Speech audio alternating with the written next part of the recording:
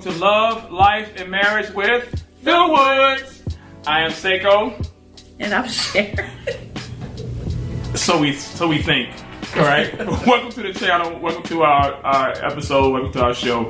Now listen again. Like, subscribe, share, hit the notification bell on the bottom of the screen, and please share the information. It's for you and it's for those that would love to hear truth from an unscripted perspective. Now this is part 2 of our discussion with my 2 sons and their second mom. We were talking about in the last episode a few things. I want to remember a couple of things. Y'all can kind of like help me remember some things. Thank you to see my grandson is in this episode. So we should get some clicks and some views. We should be blowing up on this one because my grandson is there. I'm going to see how quiet he's going to be. We'll see right now. Later on, we'll see how that one goes. But so we discussed on the last episode, we talked about the importance of having fathers in the home. We also talked about in our family, the importance of being able to have as much involvement in your son's life. And so as you know about my history, this is my 3rd marriage in my total life's existence, but my first marriage as a new believer. But I still had 2 sons from 2 previous marriages. And so with that, it doesn't remove the consequences, didn't remove some of the things that they had to deal with, that I had to deal with, the struggles, the joys, the pains, the things that we had to all work through to get to where we are today. Not a perfect family, are we? No. Mm-hmm. Okay. So you heard that. Y'all trying to diss me? I'm not perfect? No. What's the problem? Okay. Okay, all right. So, not a perfect family, but we desire to do things the best we can to our ability by the grace of God. And so again, thank you for coming and going through this journey with us. So in this particular video, in this episode, we want to talk about the importance of discipline. Who should discipline? I mean, you know, my wife, she has the right to discipline our children, all 6 of them. Not anymore. They're grown men. But nonetheless, when they were kids, we made it an understanding that if my wife is taking or helping to take care of my sons, picking them up, feeding them, clothing them, supporting them, then she has the right to implement discipline whenever necessary. Now, she didn't really do all that. I did. But it was clear that should the need arise and she had to, then she had to lay hands, she would lay hands. But I know that for some parents, especially those that have come from blended families, there may be some conflict with that. And so my sons are above me. Let's introduce yourselves again. Here, Jamari. And what's the other one right there? Legend. Who is he, sir? That's my son. So we want to talk about this on the discipline. Who should discipline the children? Or if you had to be, if you were in a different or blended family here, what would be your attitude? What would be your philosophy regarding, you know, disciplining children? To me, I never really was like, oh, well, she can't with me if need be. Mm-hmm. Granted, like you said earlier, I don't think she's ever had a situation where she had to. Were you always good? I mean, to an extent to where either she felt, if she felt something needed to be addressed, she would tell you, and then they would go from there. But I mean, I guess I never put her in a situation where she felt like she had to. Oh, okay. That's what I'm trying to say. Yeah. However, like, you know, so with me, like, I understood it. Like, if that person is my stepmom or my stepdad, like, yeah, I understand that that's kind of the role, and that's something that was even explained to me on you know, my mom's side, my birth mom's side. So, you know, I have been disciplined by a stepdad, you know, on that side, and it was something I understood because obviously I did something wrong, so you know, I got disciplined. But at the same time, my mom was more of the person that disciplined me as well. You know, I can only count on one hand that even happened. So to me, it's never really been a big deal. But I guess it's kind of just the way that I was raised. I kind of was always like, you know, you gotta respect the elders. And growing up, you know, with me, it was not only your parents can whoop you, but neighbors or, you know, aunts, uncles, they can whoop you too. So it wasn't something that I was kind of like, well, why are you trying to whoop me? Like, you know. Right. So again, it wasn't a big deal to me. Okay. Sir, what about you? God forbid if you were in a blended family, and you talked about in the last episode that, you know, the importance of having fathers in the home and being a part of your son's life. But God forbid, because your wife is behind the camera and I see how she's looking at you with them eyes.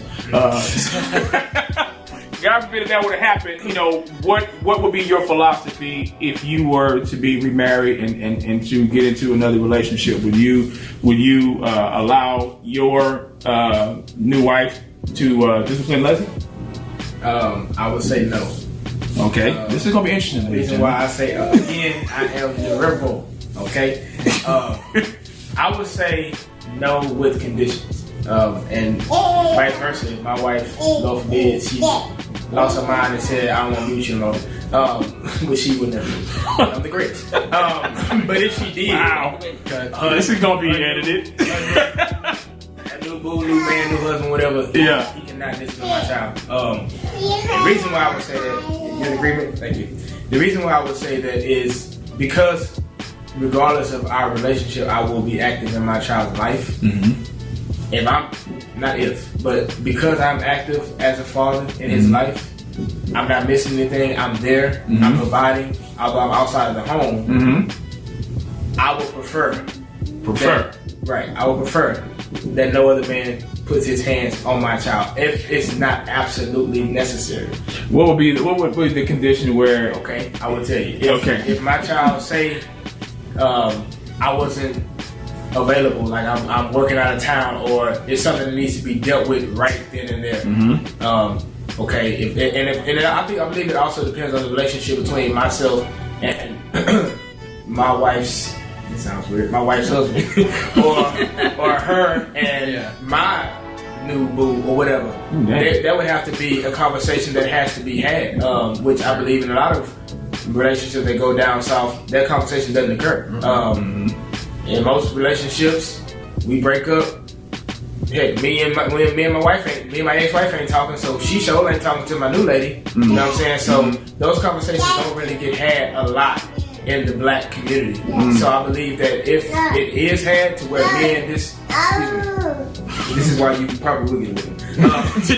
But if there was a point where, me and my wife did split up and she was with someone else, me and him would have to have a serious conversation. I'm going to be in my child's life. You were there for my wife.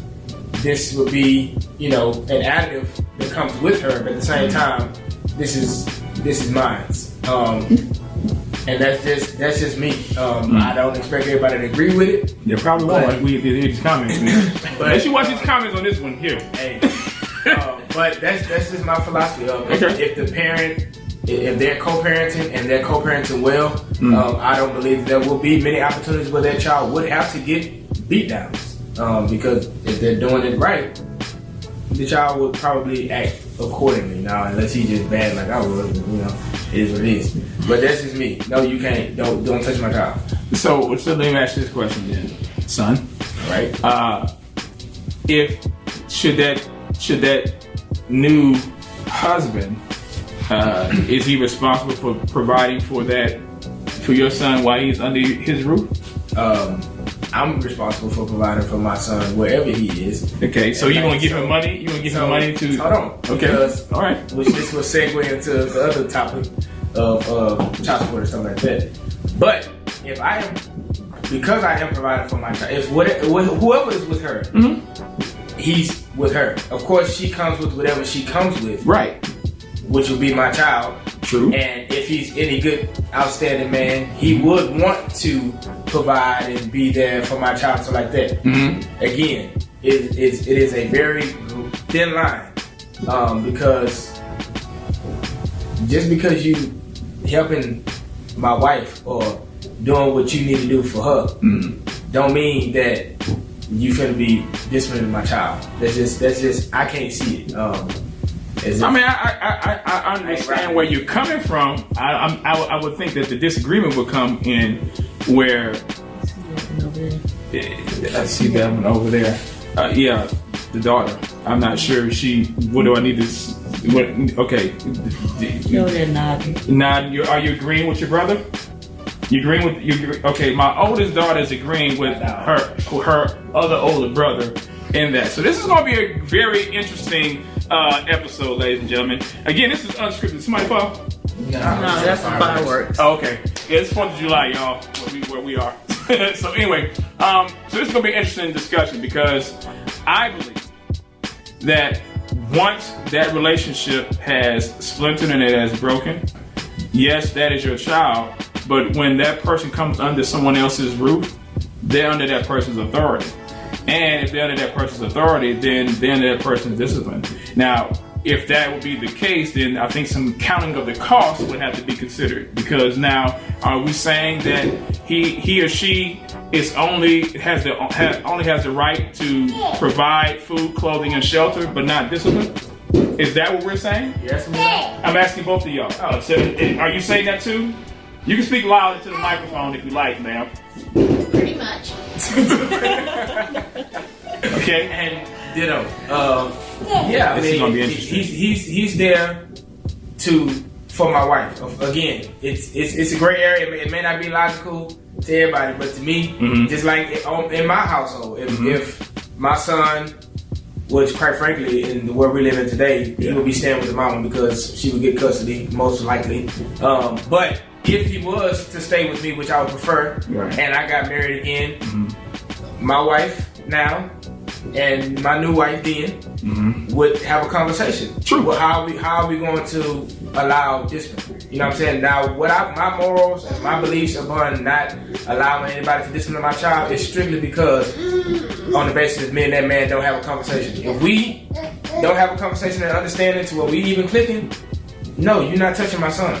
That's just how it's gonna be. And So, if my wife now is not clicking with the lady that I will potentially be with, she's not gonna want somebody touching her son, because sometimes if they bickering, you might take your frustration out on my child when I'm not there, and if they come back to me and tell me something, we have an issue. Yeah, and I can understand that part. You know, God forbid that were to happen. I guess my issue or concern would be, what are we communicating when we say that, okay, if I love you, then that means you have to love whoever I have that came from this previous relationship. Right. So if discipline is a form of love, then the Bible says, he who spares the rod hates his son. And you'll probably say, but that ain't his son. I wouldn't say that. What would you say? I would say both parents think I spit a rod, but one of them is. I do have a question, man. So Yeah, okay, go ahead. pertaining to this. Yeah. So I know you're saying that you feel like both, if whether it's a stepmom or stepdad, if they're providing for the son, the child financially, stuff like that, Right. Roof over their head. So if I were to call you, if I were to happen to call you one day and I'm like, you know what, he's whooped me, like he's beat me too hard, or whatever the case might be, like Abuse? Are we talking about abuse? Or are we talking about? Even as a kid though. Okay. As a kid, obviously you're like, oh, he whipped me, so bad, or something like that. Or even if I was just saying like he's whipped me for eating and everything, would that make you feel some type of way? Or you would feel like, okay, like what's going on? Like, don't put your hand on my child, or I would definitely inquire about that, because see, discipline and abuse are two different things. Right. So I'm not talking about if he's whipping you and it's controlled, it's not out of anger, he's not abusing you. Right. Then I'm not gonna say anything. Okay. And the reason why is because that's his house. Yeah. And at the same time, there's a level of respect. Just because your mother and I didn't work out, right, I'm not going to usurp this man's authority, because that's his house. Right. Okay. And so since if that's his house, then as long as he's not abusing, mistreating, he's not showing favoritism against you, then I can't say anything. This is why I'm pushing back on your brother a little bit, because I'm saying, okay, so then what message are we sending to families when we say, okay, you can take care of my son or my daughter, but you can't put your hands on them. So then they can suck up your air, they can burn up your gas, they can eat up your food, they can have all of the blessings that come with being a family member of mine or being like my child, except for the discipline part. So how would that be loving if I can't extend love to them and discipline when they're wrong about something, but only the mother Only the mother can, or the father can. Well, see, that also leads into kind of, I don't want to use the word bitterness, but that leads into the child now playing this game of, well, I know that he or she can't spank me or whoop me or discipline me, so then that comes the disrespect. Right. You know, and then you have a child living in a house with two parents, but the child knows that other parent can't discipline them, so they feel like they are free to just blatantly disrespect the parent that can't discipline them. Oh, you can't do nothing to me because you're not my mom or my daddy. So you have that to deal with. I do have a question. Yeah. So like in this instance, so say if whatever happened, and she finds, obviously, God forbid that happens, but she finds a new man and you find a new woman, and the women, they have a good agreement, like they click and everything's good, but Denise is like, how would you be like, okay, like it is what it is, or would you be like, no, she has the right to do that? I think with me, which there's so many variables that play into that. Right. Yeah. I think also it for one, it also depends on how the relationship ended between me and her. If it ended bad, then most likely everything that comes after that is going to be bad. But if we ended, say we just knew we couldn't work out, and we just said, you know what, we're just going to, co-parent. Yeah. If it ended gracefully, I would be inclined to believe that, if I were to find somebody else and she were to find somebody else, all four of us would be able to sit down as adults, not bitter adults who are bickering and fussing and fighting and nothing like that. We'd be able to sit down and say, okay, you know what? We're doing this for the child's sake, and this is how we're going to do it. If that my child is staying with the father and he's married to another woman, you have the right to be an extension of myself in that home, and vice versa. And everything that comes with me as his biological father, you are that as a stepfather. Yeah. But again, I believe that it all depends on how that relationship between the primary parents ended. Right. And most likely in the black community, it ends bad. Yeah, of course. So you're saying that the discipline would be predicated on how the relationship with both. I think the response of giving, quote unquote, the step parent the authority to discipline the child would depend on how the primary parents ended, if that makes sense. Like if with you and my mom. Yeah. Everybody know it was some friction. Everybody don't know now that you said it, but you might as well tell them now. They know now. That was some friction. Okay. So, and because of that, if mom was to whoop me and I told my mama, I knew that would be a problem. Because she gonna be like, oh no. And I just know how that would go. Because of how you guys' relationship ended. Now, if had it ended, in a good way, y'all probably all could have sat down and said, hey, you're gonna be married, my ex-husband, you're his mom, I like you, you know what I'm saying? And boom, this is how I would like for you to treat my son. But that conversation would never happen if y'all, if you know what I'm saying, if y'all don't. But I guess my point is, does the ex-spouse have the authority to run someone else's house? Of course not. But that will play into that. I would think that will play into how you're telling a person, this is how I want you to run your house when it comes to my child being in your house. I'm just. That's how I'm hearing it. That's how it sounds. But again, because that conversation. If we, as an ex, if me and you already ain't vibing, right. We didn't even have a conversation about how I want your new person to interact with my child. Okay. So we just understood, like, hey, me and you already ain't kicking out. I already want you whooping them, but because you his parent, you got that right. Yeah. But you are GP. Good principle. Yeah. You already know. For the people who don't know, you already know. Hey, anybody else gonna whoop my child but me and you? Yeah. That's just. I think it's just something that's just understood. Is it right? Maybe not. Yeah. But to me, it makes sense. And see that's the point. I hear what you're saying. Don't get me wrong. I hear what you're saying. And like you said, in most black families that have that dynamic, it doesn't occur that way. It just doesn't. If you ain't vibing with that person, then automatically the person that's the new spouse or the person in relationship automatically going to be getting the flack. And so I'm looking at it from a realm of authority. Does that spouse have equal authority over those children, even though they did not birth those children? And I would say yes, because of the covenant that they now have with this new spouse.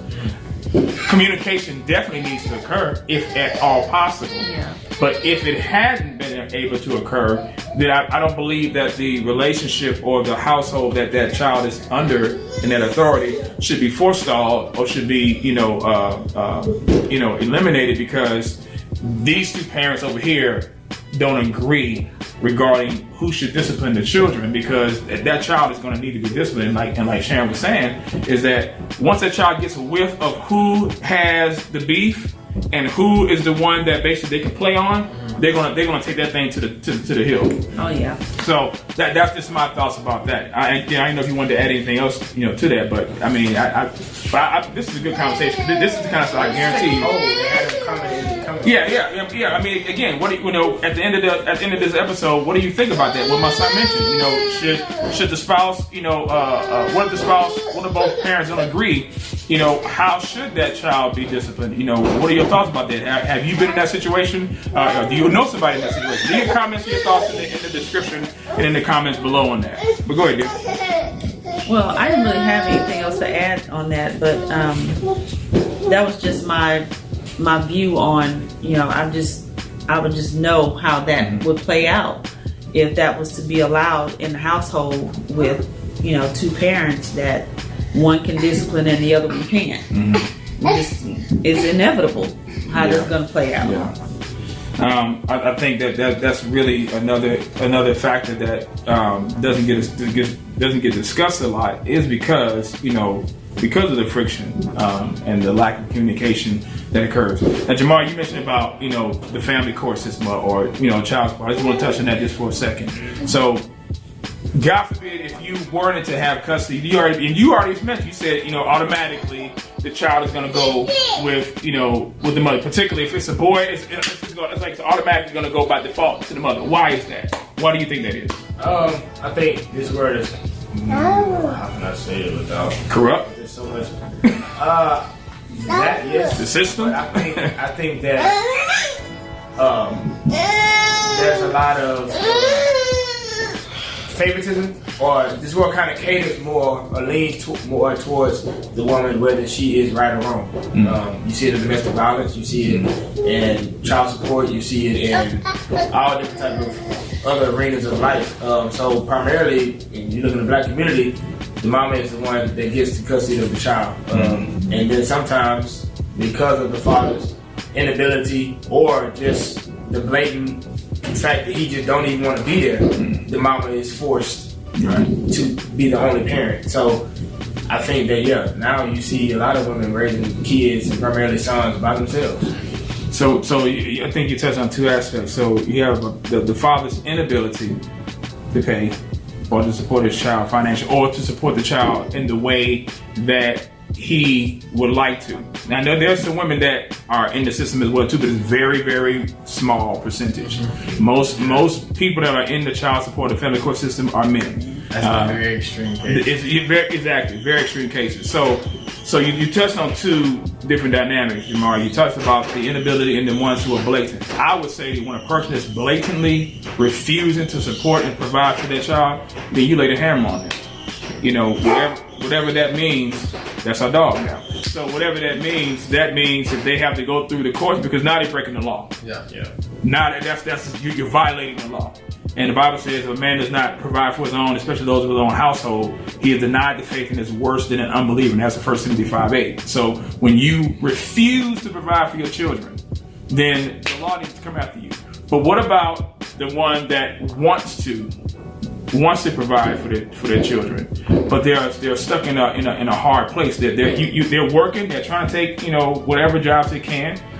May have lost a job or things like that. What would you say to those parents or to those non-custodial fathers who are in the system like that? There are organizations fathers' rights for their children and things like that. There are actual organizations for fathers' rights that are being denied to them in the court system. So we'll be some quick words of advice or some thoughts before we wrap this episode up. I mean, I really can't speak on it too much. Mm-hmm. I mean, all I know is, I have another brother who does have kids, and I know that's kind of something that he goes through with as well. And some of the stuff that I've, gone to witness it is unfair. But I mean, I feel like as long as the father is trying to be present in that child's life, I think that's something that the court should definitely take into consideration. I feel like obviously, financially you have to be there for your kid as well. And I think that definitely needs to be something that's proven to the court, which obviously they do to some extent. But I mean, that's pretty much my thought process of it. If the father's trying, and he's wanting to be there for the kid, and he's doing everything he can, and he's constantly getting denied, then that's when the court should look upon it and say, okay, like what's going on? Like, is it just because someone is bitter, or like what's the reason as to why this child isn't able to actually see their father when he's trying to be there? Gotcha. Jamal, what about you? I feel like it's a given. I mean, if you are trying to not only just be a father, but be a man, by no means should you be placed on child support. But if you are purposely saying screw the child, and just doing what you want to do, you out of line. And whatever come to you, come to you. But I think that those are definitely two opposite variables. But again, everything stems back to the relationship between the two biological parents. How they split is going to definitely tell you a lot about how the remainder of that relationship between them two and their child, or children, is going to go. Unfortunately, it's not by the book, by the book. I mean, the Bible. I'll say this. When it comes to and unfortunately, it's just real. You have Christian parents who get divorced. That's the reality. Some statistics say that almost half of Christian marriages are identical in divorce statistics as their unsaved or as non-religious counterparts, and that's a sad thing. But there are some stipulations, I believe, and some reasons behind that. It's not always where a person is not getting along with the parent. It could be because of abuse. It could be because of adultery. It could be because of desertion. Those are some factors as well. But when we're talking about the issue of child support, there's two verses in scripture I want to just quickly touch on that I believe what you mentioned about Jerron here about the injustice and the corruption in the family court system is that when you have parents who want to and who desire to, who are trying to do everything they can to provide for their children, but they're at the mercy of the court. So like, I don't know if y'all are aware of this, maybe the viewers may not be aware of this, but you can have your license taken from you if you are behind on child support.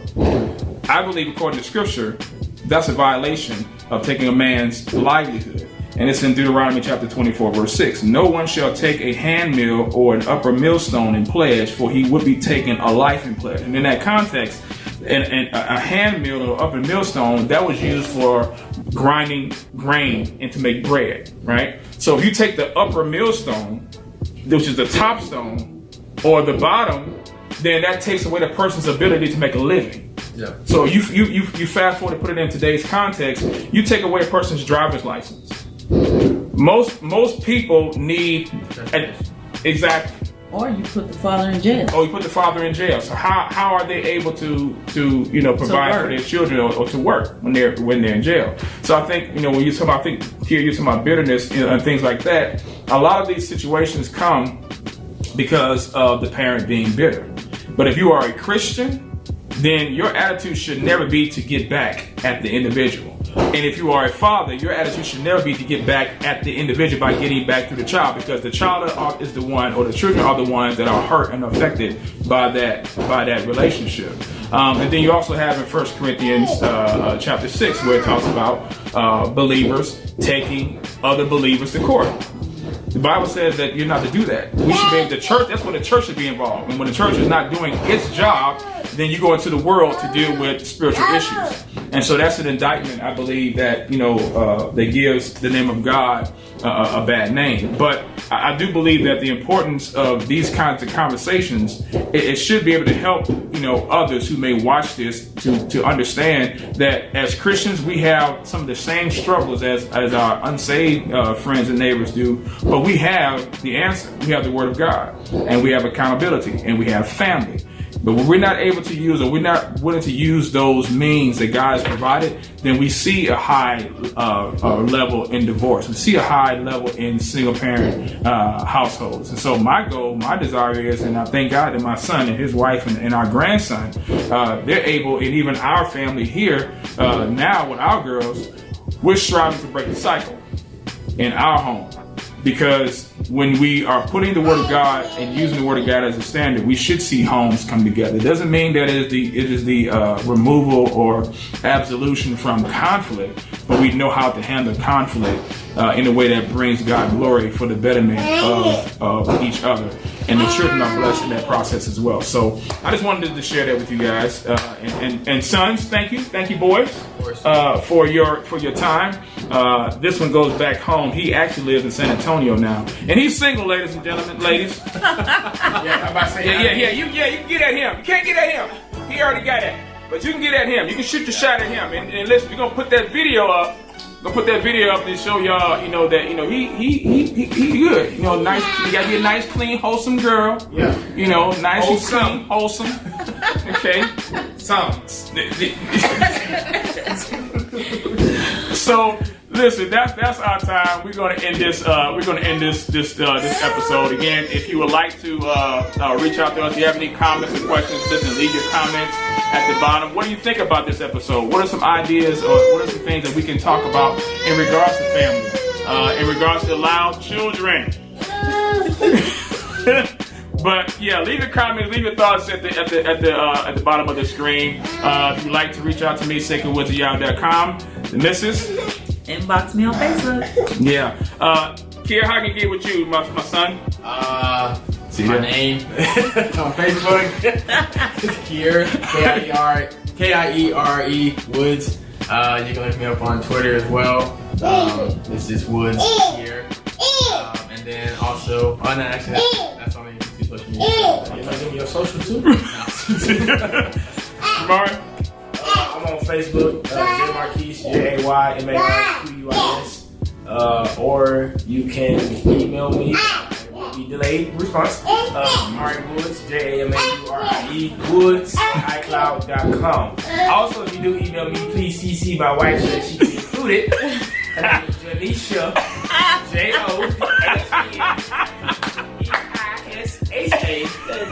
I said it again, JOHNEISHA. Stewart, SWART. She's like, that's wrong. That's wrong. JOHN. You're not saying your wife's name, dude? JOHN. Oh, Lord. I said that the first two times. You said I. Yeah, we working on submission. Yeah, see how real this is? Yeah. This is how real this is. Unscripted stuff, and it's not going to be edited at all. At all. Yeah. Book, chapter, verse, gear. You know how to get at me with that. Inbox me. Yeah, shut up. Inbox me, SaikoWoods@yahoo.com. Inbox me on SaikoWoods@yahoo.com or on Facebook. Again, appreciate the love, appreciate the support. That's it for us. Y'all have a great day.